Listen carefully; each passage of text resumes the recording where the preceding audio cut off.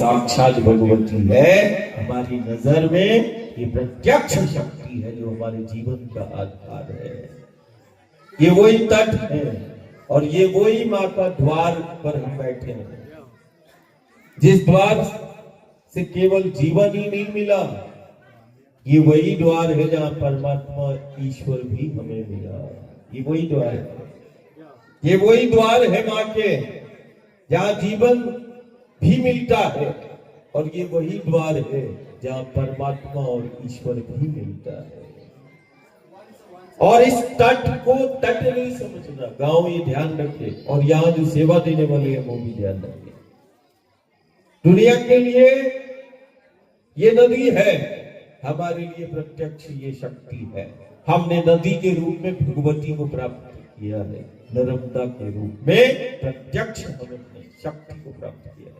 दूसरा, ये तट नहीं, ये नदी का तट नहीं है, इस तट को तुम जीवंत मठ समझना कि मेरा तट मेरा मठ है ना?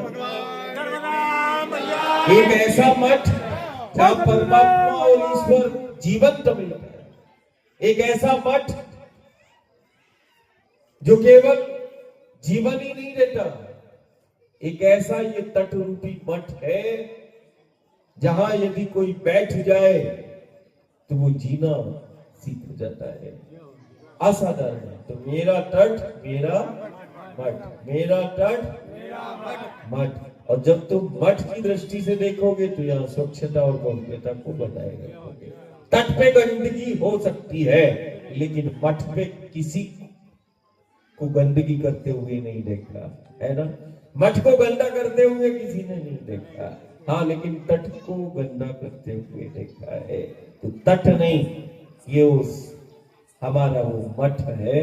मेरा तट मेरा मठ, और मेरा गांव मेरा तीर्थ, ऐसा करना, ऐसा लिख देना है ना। मेरा तट और मेरा गांव।